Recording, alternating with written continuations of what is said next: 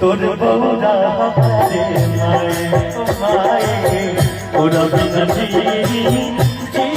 कैसे तोर बहुरा हमारे माए।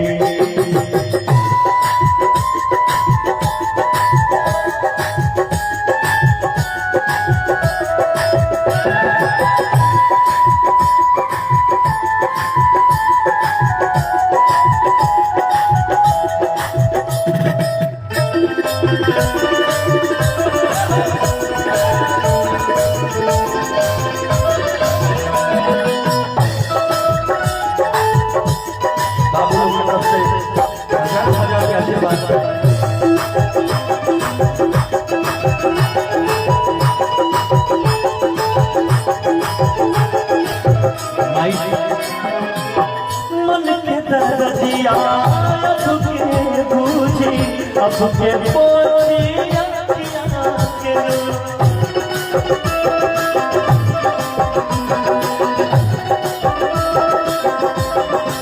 के किराया के फूट के रोआ ये समझी सिसकी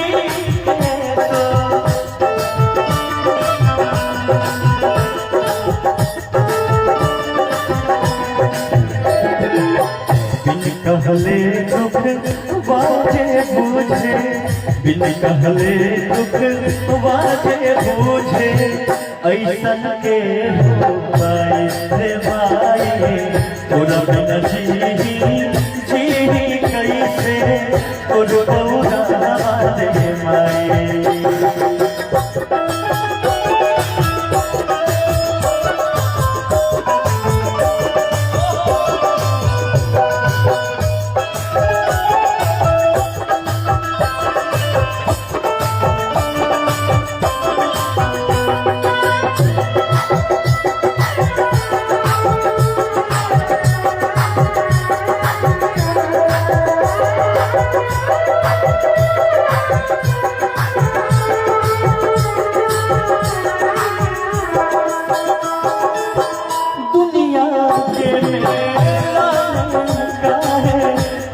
छोटा बने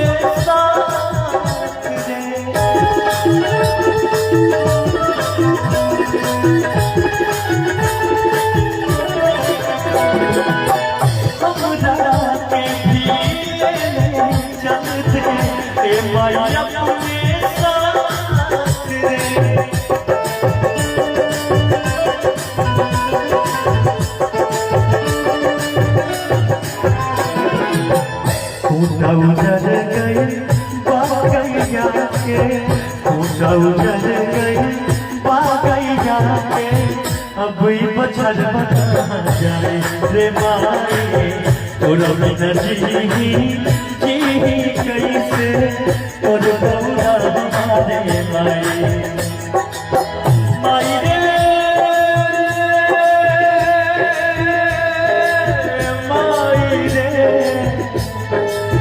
तुझ बिना भागा हुआ ओ माई